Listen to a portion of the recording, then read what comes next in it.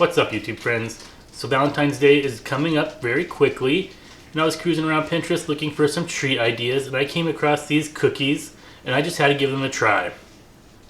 There's only a few ingredients, and they seem very easy to make.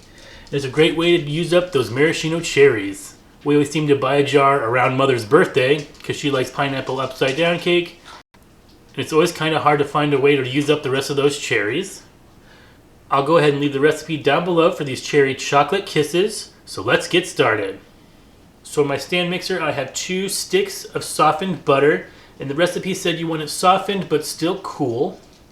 And I'm just going to beat that up for about a minute on a medium speed.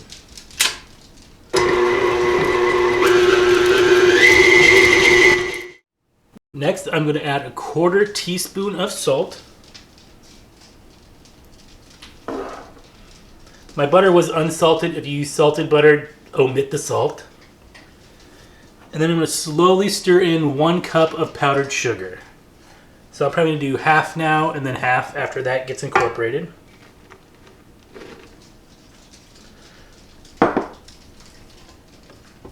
And you want to mix this on a low speed.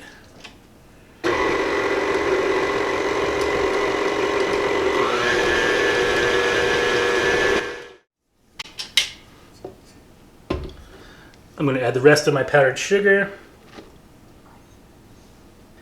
And then I'm going to add 2 teaspoons of cherry juice that I saved from the jar. And a 1/4 teaspoon of almond extract. So now I'm just going to scrape the sides down. And I'm going to mix this all together on a medium speed.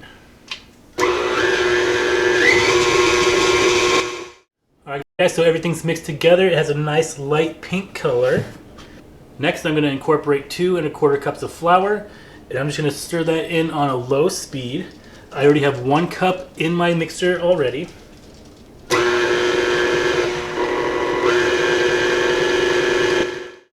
I'm just going to add my other cup, mix that in, and then finally the 1/4 cup. And finally I'm going to add half a cup of chopped cherries. Now this is about 3/4 of a 16-ounce jar, and I just chopped them up with my food processor, the little one, and then I just drained any of the liquid, or as much as possible. There's still going to be some juice in there. And then just dump them right in. And now you just want to stir that in until well combined. Now this is the first time that I'm making these. And at first I thought these were going to be way too dry, but after you add those cherries, the dough really comes together. It has a really nice pink color with the flecks of the cherries. So I'm just going to scrape down the sides, make sure there's no flour or anything like that at the bottom. So now we're just going to roll these onto balls and get them on this cookie sheet. Now I have a 1-inch cookie scoop, and they suggest making these 1/2 inch. So I'm just going to take 1 scoop and cut it in half. On this plate I have some just plain regular sugar. I'm going to roll each of my balls into the sugar and get them onto my pan.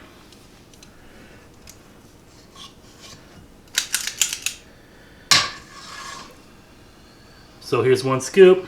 I'm just going to eyeball it, break it in half, and then just roll it in the sugar.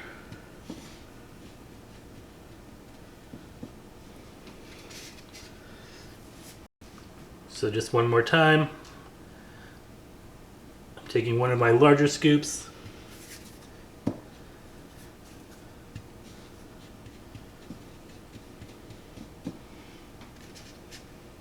so now I'm just going to go ahead and pop these into a preheated 325-degree oven for about 14 minutes, and you just want these very lightly brown. I'll bring it back for the next step when we take them out of the oven.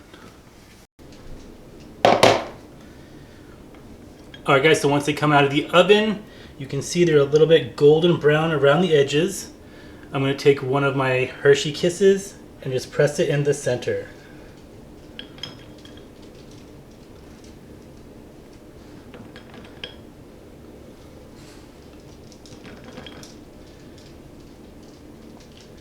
And then I'm just going to transfer them over to this cooling rack, and I just have a piece of wax paper over it.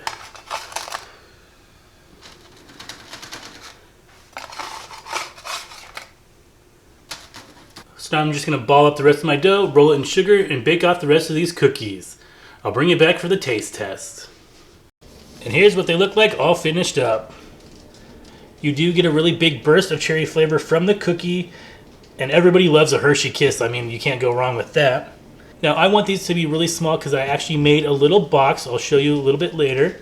But if you want a bigger cookie to chocolate ratio, just make your balls a little bigger. Who doesn't want bigger balls on Valentine's Day? But I'm going to put mine in this box. I got this design off of Cricut Design Space. And if you look for this, it's under the Christmas section. Now, I kept it the same size as the project. I just took off the Christmas stuff, and then I just went into images and found this heart. I then put Be Mine on here with some permanent vinyl, and I think it turned out cute. Now for the clear box top, what I used was the paper protectors, sheet protectors. I usually get them at the Goodwill for like 59 cents. And then I get 2 sheets out of that actually if I just cut it in half. So that's what I have on this one. On the inside, I just taped the circle to a paper doily that I already had, and I just think that turned out really cute. Even if you don't use the doily, I would go ahead and just put that circle on the back because it looks really cute to see it from the back there. I've actually made this box before for Christmas, and I made them smaller. And I also kept the circle piece from there, and I made gift tags out of that match the box. So don't throw your scraps away. So I'm just going to see how many cookies I can fit in here and give them to my honey. I'm lying, I don't have a honey.